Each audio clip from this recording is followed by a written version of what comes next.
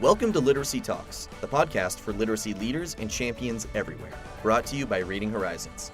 Literacy Talks is the place to discover new ideas, trends, insights, and practical strategies for helping all learners reach reading proficiency. Our hosts are Stacy Hurst, a professor at Southern Utah University and Chief Academic Advisor for Reading Horizons, Donell Pons, a recognized expert and advocate in literacy, dyslexia, and special education, and Lindsay Kemeny, an elementary classroom teacher, author, and speaker. Now, let's talk literacy. Today I've got a really great conversation, and I think particularly for not just students, but also for parents, and I'm hoping also individuals who do any counseling for students who are leaving a high school situation and they're not quite sure what they want to do, what the next steps will be.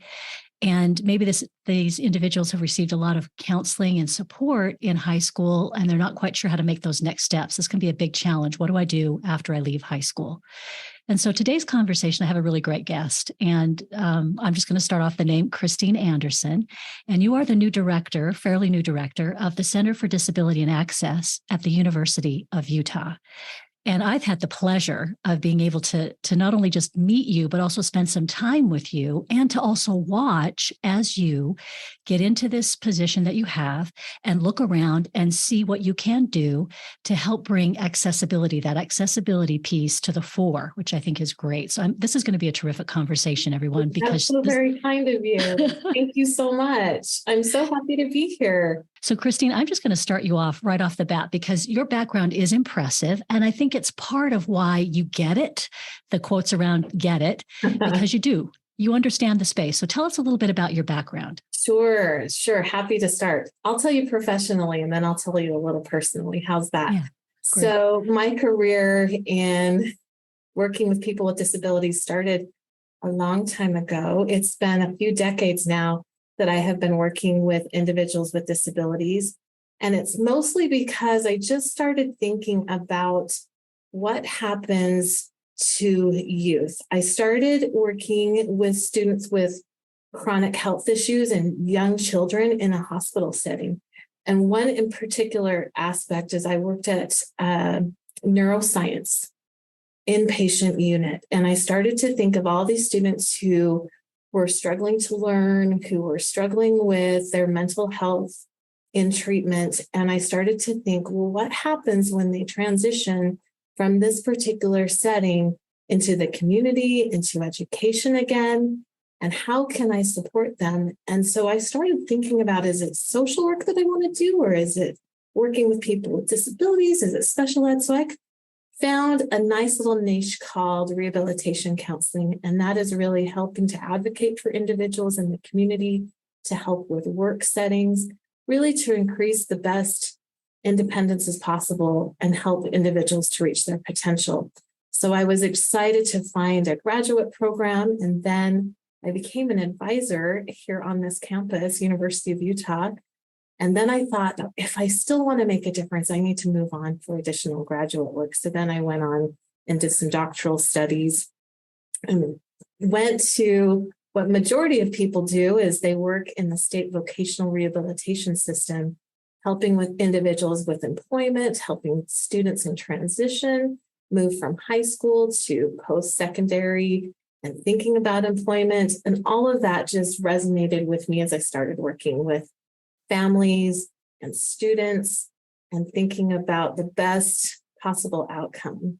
And then during that time, I adopted 3 children along with my husband, and they're neurodivergent. So not only do I research it and I live it, and sometimes I think back to my early days of being a professional and think, I need to go back and say some things to those parents because I really thought I knew it until I was living it and seeing it every day. And that changed my perspective tremendously. But my oldest has autism, which brings, of course, anxiety. And then he's very, very gifted, but really lacks some independent living skills for sure now. But he has an amazing mom who's helped him with a lot of things. And then I have another kiddo who has ADHD and a learning disability. in math, but as we know, it doesn't just relate to just math. There's other things of sequencing and social skills that come about. And then my youngest has a cognitive disability, and he has low vision, and he has some behavioral challenges as well. So it's a busy little household we have. But like I said, I feel like I live disability 24/7 now. Yeah. Christine, I love hearing about your background, because when we did get to talking, it was clear to me in the conversations that we had that this was more than work. And oftentimes, that's just fine. People do a really good job at their work, but you really got the piece that happens when someone leaves campus, what happens to the rest of the day, relationships, that kind of a thing, the whole perspective, which is really important. Oh, for sure. For sure. I mean, I've been on both sides of the table. I've had where I've gone to IEP meetings, and I've walked in the room and people have been scared of me. And I'm like, I'm just in the role of parent today. I'm not quite sure what to say to me. But at the same time, there's some things that happen in the school, and it's not a good idea. And there's some things that have happened that have excluded my children, and that's not good either. So I've been on the side where they've been in public school and they've been in private school, and integration in both. So I see both sides, definitely. Yeah, that's really important. I think that's interesting. You're talking about just your role as you come into the room, how you might be approached differently, and just having that understanding of what that might feel like for somebody. So what strikes you as some of the most important aspects of the Disability Resource Center at the university? Thank you. So everyone calls their access office different. So it's ours specifically is Center for Disability and Access. And I've seen that change come about as a result of some of the terminology and trying to come away from disability or think about access. But when I think about when a student comes into our office at the very beginning, it's kind of scary, not quite sure what you're going to expect. Are you going to be received and welcomed? And for me, I think first and foremost, I want students to feel like they have a place on campus, that they belong, and that someone in our office is going to assist them, and not only just assist them as a professional, but really get to know who they are. So I've started this shift coming to the U, having my staff really think about who is this person that's sitting across from me? And not only who is that person in the room, but what do they bring with them? What's their family experiences like? What has been their educational experience? And what opportunities have they had? And so we have a wide variety of students who come and approach our office, whether they're local, whether they're from out of state, and each of those presents a new experience, and everyone is unique. And I want my staff to feel that and help students and assist them, while also trying to help independence, which is a big part of it. So, Christine, you've touched on it, and you're right. I want to get there very quickly, because this is that juncture where if a student was receiving a great deal of support and help from a caregiver, this is a new experience moving into the college realm, because that is no longer a part of it. Help kind of describe and explain that. For sure. So when we have K through 12, even pre-K, because then we're using the IDEA, the Disability Educational Accommodations. And once you move from 18, or, we've got 22, depending on what post-high skills there are, we move to two separate laws. So we have special education law, and once a student graduates, then they have adult. And the way I describe it is, it's one thing is entitled, and adult services is based on eligibility. So we have a fabulous country where everyone gets a free, appropriate public education, and we want to engage with learners. Once you become to adult services, you have to prove your eligibility. You have a disability, but that's a really different mindset to change from when you think about transition, where everything was provided, or sometimes you have to fight for it a little bit. But then you move to adult services, and everything's based on, okay, what are your disability? What are the things you struggle with? What accommodations are you going to need? And having to explain that. And that's very different too, because if you're not familiar in describing your disability or the things that you struggle with, that's a really big shift. And also, the age of accountability in our country is different unless you have guardianship. So oftentimes we can't talk to parents unless there's a release of information in place. So already you're sending your student to another setting, and you might not have access to the same information that you've always had. And your youth may not be as skilled in advocacy skills for themselves to explain what's needed and what they struggle with. So two different things. And that's why I think it's a challenging time unless you're prepared for it. Yeah, I love having this conversation because I think we need to have it more often in lots of different places for folks to be able to prepare for the situation that comes upon them rather quickly, it seems like. Yes. You mentioned something so interesting, and that was about eligibility, because oftentimes what you'll hear from students and their parents too is, why do I have to keep proving that I have this disability that I don't outgrow? Yeah. But it's because we're in an environment where, like you say, it's eligibility, right? That's how you get the services. Eligibility. And to touch on that piece of the nature of the disability doesn't change. Someone who's diagnosed with autism is going to have autism throughout their life, but how it presents in different situations. My son wasn't diagnosed until he was 15, probably because he has an amazing mom. But really what it meant was that if he didn't qualify, went ahead and did things on my own. So then once he started to gain independent skills or needing more of those skills, it became more pronounced. He always had those issues from the start, but having those changes, subtle changes in the demands for independence became increasingly more difficult. So it's not that autism or learning disabilities don't change, but then in a different situation, what are the challenges that's being presented? So you may have had an assessment or a diagnosis of disability, or you saw the psychologist when they were 8 or 9 years old. Those were different experiences at 8 or 9, and the things that they needed to accomplish at 8 and 9 is very different at 17, 18, up to 25, even to 30. So what happens is when we see that documentation, we say, yes, there's a history of that documentation. And in some programs, like the public vocational rehabilitation, you see that that's a presence. Excellent. That's eligibility. When we come to a higher education system, we start thinking, yes, there's the disability, there's the presence of it, there's the impacts or impediments needing accommodations. But then how does it fit when we're in an environment like this where it needs to be normed to particular adults? So a young adult setting, an adult setting, how does it impact? And once we start thinking about, oh, that's why I need a little bit different assessment. And what's also a little more confusing is depending upon a junior college with open enrollment where you don't have to have a lot of the admission requirements versus another school where there's a little bit more admission requirements or professional programs. So at the University of Utah, we have a variety of programs. And that's why we need to make sure, okay, how is it impacting the student right now? We know you have a disability in reading or autism, but how does it affect you in your classes? And that's the pieces that we're trying to connect.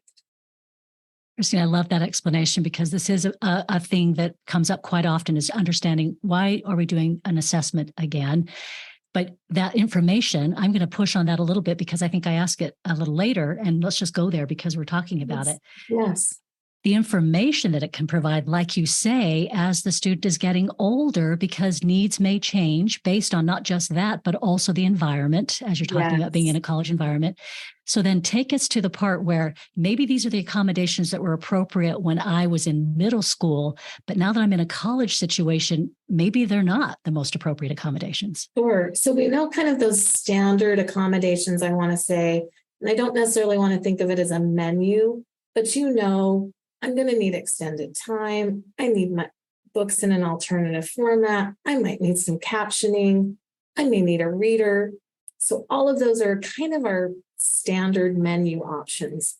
But then when you start thinking about, well, now I'm in this math class, I've always used a calculator, but maybe you have a professor that thinks, well, maybe you should already know how to do this and you shouldn't use a calculator. And so we we can say, this is how it's directly impacting the student in their comprehension.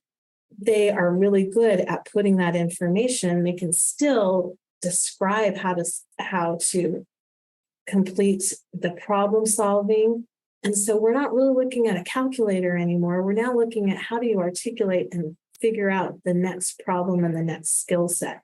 And that's why we need that updated documentation. Or also it helps because now you're in a professional setting and you're going to ask for accommodations on national exams, as well as different steps along the program. Some programs have you take another national assessment to gain a little bit of certification before you move additionally in your major. So that has nothing to do with us, but now we need to prove eligibility to another adult service, which would be that testing service. So having updated documentation keeps moving along so you can progress and it's not a hindrance. But I also want to say it can be expensive, right, to get these assessments. So I don't want it to be a hindrance to students. We have some wonderful alumni who have donated to our cause, and I don't want that to be a hindrance to someone if they don't have health insurance or they don't have the means to get some updated assessments. We have a scholarship for that. So in the meantime, we can do some provisional basic accommodations while we're figuring all of this out so it doesn't impact the student. So the best part of the thing is to come to our office so we can start talking about these things or thinking about it as you're meeting with the IEP and doing your transition plans and saying, hey, where's the school psychologist? We need to make sure we get some updated documentation because I'm going to school post-high in a year. Where can we do that as far as our transition plan? And that makes a difference. So some parents may not understand that that's something they can ask for in preparation for transition planning. Interested in diving deeper into today's episode and exploring more literacy topics? Join us in the Science of Reading Collective, where we host the Literacy Talks podcast chat. It's the perfect place to share insights, ask questions, and keep the conversation going. But that's just the beginning. When you join the Science of Reading Collective, you're stepping into a vibrant, dynamic community explicitly designed for literacy champions like you. Access decodable text, sound wall resources, and professional learning in our AI-enhanced community, all brought to you absolutely free. Find us at collective.readinghorizons.com. Join the Science of Reading Collective today and be part of a movement that's eradicating illiteracy. That's collective.readinghorizons.com. And so, Christine, while we're here at this juncture, I'm going to ask a question because maybe it might be different from what I'm thinking it is, but is there overall one thing that you see in particular that students are arriving without, that they don't seem to be prepared for? Is it testing like I'm thinking it is, updated testing, or is it something else? I think there's a combination. So, Donell, I think there is updated testing, but I also see the other pieces. Students aren't able to articulate well what they struggle with and what limitations they have and what accommodations they're going to need. We see that time and time again for a number of reasons. There's some parents who feel like, I don't want to tell my child and separate them and embrace that identity, and that's okay. But sometimes people still make an assumption whether you identify a child or not. And that tool and piece is missing if your child, your student, can't articulate what their needs are and why they had an extra time in a room or why they were pulled out of the classroom to talk about something else. And so sometimes it's the first time a student has ever been advocating for themselves. But we also see the piece where students did okay. They had some really good strategies. They were really great at negotiating, or they had really high verbal skills, and somehow they made it through high school. And now they're experiencing a whole different situation where now their study skills aren't working as well as they thought, or they're super distracted. And then on top of that, they're not having a good self-esteem, and it's impacting them in that way. So then we've got some mental health things. So sometimes students have gone through the whole system and they're not prepared for what they're experiencing in this adult setting. And now they're struggling. So then should I come to disability services? Ooh, what does that look like? Oh, you mean I really need to go check it out? We have some really great faculty that recognize the struggle students are having, and they're not supposed to identify, and we don't want it to, identify students, but saying, I'm noticing you're struggling with this. Maybe you go talk to the Dean of Students office. Maybe you should know that there's a disability center on campus and there's a tutoring center, because I've noticed different things about you. Then we also get students in that way, and then they start exploring and adjusting to this new experiencing that they're having. So we see two things. Christine, I love that you brought that up, because you just hit on my personal experience with my husband. So he was at the University of Utah on the dean's list and has dyslexia, never knew, made it through by that skin of his teeth, kind of negotiating, sliding underneath, showing up, extra hours, getting by, and then ends up at the university and is trying his hardest. And he remembers that we do a podcast, and we'll be listening to his story because it's quite something. But he remembers the day that he could no longer do it. He couldn't carry the load, but had no idea that A, there was a name for what was happening, right? And B, there would be services at all. And so I love that you slid right into that, saying that there is a population of folks, because that was the experience we had, who may make it through, get to the college level, have this desire to get that degree, and then run into a lot of roadblocks because, boy, this is hard and I don't have the skill set for it. I wasn't prepared. Didn't even know why I'm struggling. And so I love that you've spoken to that. But that's hard, isn't it, Christine? Because you talked about the other part.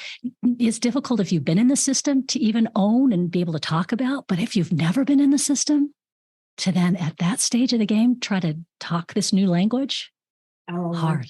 100%. And that is the piece that I worry about, because I see that in a population on campus, you could have 30% of your student population who is experiencing a disability, whether it's mental health, whether there's a learning disability, sensory. But then I think of the fact that only about 5 to 10% self-identify in our office and come to our office. So I worry about, what are the other 20% or so doing? Using their compensatory skills, reaching out to what we call natural supports, which would be your support system, a teacher that's really helpful to you, that's giving you extra time and being flexible with your deadlines and really working for you. But I worry about that 20% and think, where are they? Are they dropping out? What's happening? So I really worry about those students too. Okay. So I love that you leaned into some statistics to talk about this, because that I think has to come to the conversation, because they're the hidden, right? Yes. We don't see them. You may never hear from them, but we know they are there. My husband was part of that group of individuals who you would never have known, right? Yeah. And like he said, one day he just drove off campus and never came back, and with it ended his dreams, right? Oh. That is so heartbreaking to me, because exactly it. Many of my colleagues in school, we've always been worried about, where is that student? How do we reach them? So what I'm trying to do coming here on campus is do more faculty education. I can't meet everyone on campus, but in the first 6 months that I've been here, I've been going to meet deans and talking about different populations of students and how they can reach out, especially at the bare minimum, putting a statement on the syllabus that says, if you need accommodations or you're struggling academically, come to our office. Then the other piece is teaching the graduate students who are assistants, because what happens is professors teaching, and then as students need additional assistance, the graduate students or the TAs, teaching assistants, are helping. So I've done some training with the teaching assistants to help, and making sure they understand that our office is available to help. So slowly building that, reconnecting, and also the university is doing some outreach and help and support. The nice thing about me being here previously is coming back. Sometimes we don't see the change when it's so myopic and it's right in our view. But now that I've been gone for a little while and coming back, I see this really change in wanting to assist students and recognizing there's some intersectionality with students. When I say that, students who have disabilities, but students who identify in different ways for their cultural identity or their family identity or first generation college students, all of that, this administration is so supportive of that. We have a little ways to go. There's some things we need to do, but creating spaces, and that's why we're so excited to move to a different space on campus, that we have a little bit more programming space, that we can do a little bit more workshops. And I have really, really big dreams and big ideas, but we'll just get there day by day. But just excited for the things that we're doing. You know, Christine, I love that, because you're right. It's going to take all of it, right? We're talking about different pieces, but I think the whole thing is what's going to bring it together. And you've mentioned just visibility, just even it being in a space where now you're part of a community, you're being seen, right? And that makes it easier to approach you to begin with. Yes. And then you're talking about reaching out, because like you say, maybe as a professor, I was never exposed to the idea that I could have students in my classroom. And so it's not that I don't care, it's that I don't know, right? Yes, not understanding, not knowing, and not really experiencing that. Because sometimes what happens is you grow up in your own environment and you get busy and you associate with like-minded people, or your culture or your community is the same. So then you don't see a divergent or anything that's different. And then depending upon, some people are really great at being open and talking about it. I guess I've turned into this open person who talks about my experiences in my profession, but sometimes people don't want to talk about it either, and that's okay. But then as a result, I think it presents more isolation, and that to me is another piece of the struggle too. Yeah, absolutely. Boy, this has been so great. I'm really hoping there are a few people that I've talked to in the past that get a chance to listen to this podcast, because you're answering so many of their questions and addressing challenges that they've had.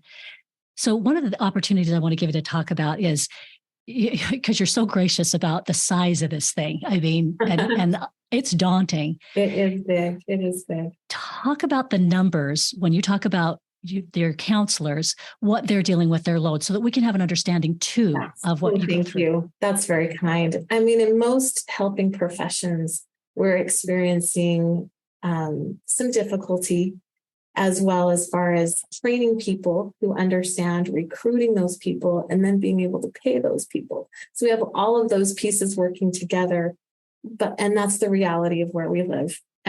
Those are things that happen.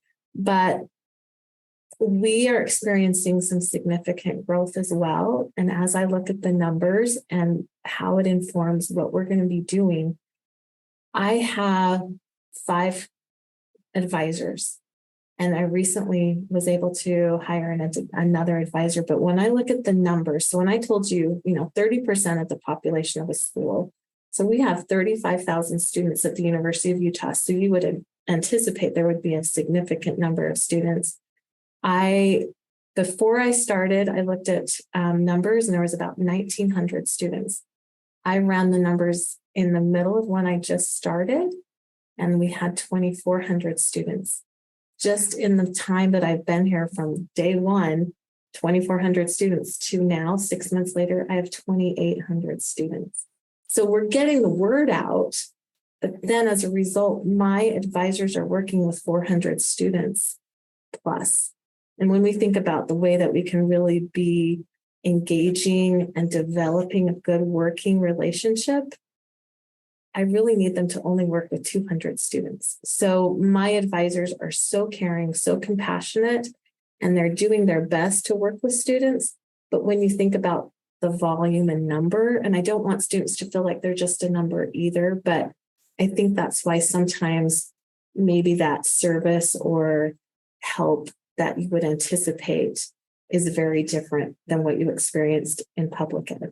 So now we're in adult services, higher opportunities to work with different people, as opposed to when you're in school and maybe you had that paraprofessional one-on-one. So we are here, but sometimes things happen. But I also think if students and families reach out to the advisor often and not be afraid to reach out and say, I'm really struggling with this professor right now, or I'm not really understanding what resources do I have on campus. So our advisors are very good, but sometimes you might have to be the one to, until we can get more people, but you might have to be the one to advocate a little more. And that's a big shift too. But that being said, I'm super excited that we're starting a mentoring program that hasn't been here on campus. And I feel like we're behind a little bit. So we are launching a pilot of peer mentors. We did a little bit in the summer. We're continuing to grow it in the fall. And there's a lot of students who want that, not only for academic support, but social support. So I'm excited about that. So, Christine, I am so excited about that too, because all the statistics tell us that particularly with this population, it's in a lot of populations, but particularly the youth population, a mentor can be critical, right? That's 100%, because I came on campus myself and I knew where to go, but I also knew I could ask my family where to go on campus, but some students don't have that. And knowing that they can ask their advisor, but sometimes, that's an adult. I'd really want to know from my peer, like, really, what teacher should I take a class from? Or where's the best place to go study? Or who's the tutor I should ask for? So all of that is so crucial to success in an academic setting. Absolutely. That's fantastic. With that, Christine, you also mentioned some other things that I think is really important, before we end this conversation. And that's that work and school balance. So oftentimes we've talked about accommodation for education, for schooling, particularly when we're talking college. The anticipation is that's leading to a job of some kind, but that may be a real big leap again for me, right, into the workspace. Yes. What I would encourage students to do, of course, we're partnering with each state has a vocational rehabilitation program. And sometimes we call it in my field the best kept secret, which shouldn't be the best kept secret. But vocational rehabilitation is a federal program. It started when veterans were coming back from World War I and had physical disabilities, then had blindness, and it's expanded since the legislation of the Americans with Disabilities Act to incorporate all individuals with disabilities. So when some people hear me say, I don't have that significant of a disability, I don't think I should go to voc rehab. But vocational rehabilitation helps with assessment, helps to look at what interventions do you need to be successful. They also have the component with the job seeking and supports on a job. And supports on a job to prepare is helpful, but also training. And so vocational rehabilitation looks at your training needs, which might be the University of Utah. It might be a junior college. So I think that's really important when you think about your transition plan, to talk with the school, get connected with vocational rehabilitation.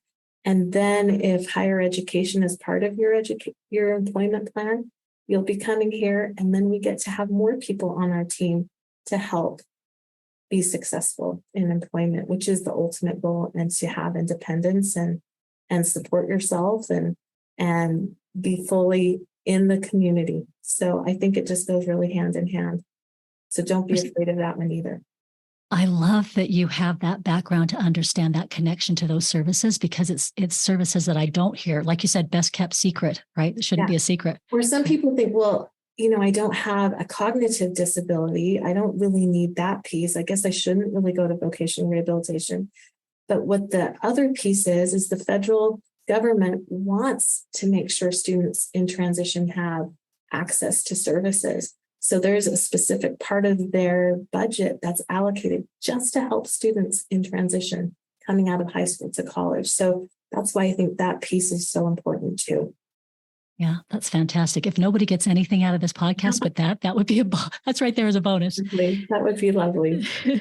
And then, Christine, I know we got to wrap up because you're busy too, but I want to have you take an opportunity to talk about your team at the university, because this has been critical for you too, I think, is to find folks on the campus. So if there are others who are listening to you speak and they're working at a campus somewhere and they're thinking, boy, this sounds so good what she's able to do. How is she able to do that? Talk about some of the folks that you've been able to, build relationships with to get to where you are. Oh, fantastic. Thank you for letting me have that opportunity.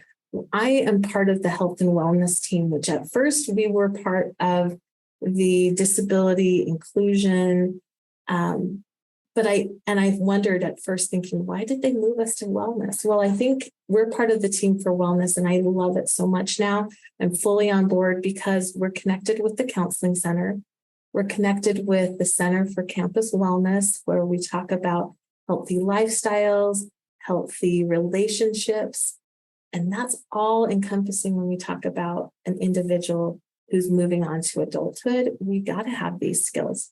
So we have the team of the counseling center, the wellness office, student health, certainly to help with medication management, if that's a piece, or the overall wellness of I need to feel well enough to go to class, as well as recreation. Our campus recreation site is phenomenal. We have a brand new building for that, and there is a fabulous pool and climbing and nutrition classes and getting assessments on how to exercise. So all of that is really helpful. And they have adaptive recreation programs too, I should say. So all of this together to make a good wellness portfolio so students can be as successful as possible. So that's just my team of the wellness team.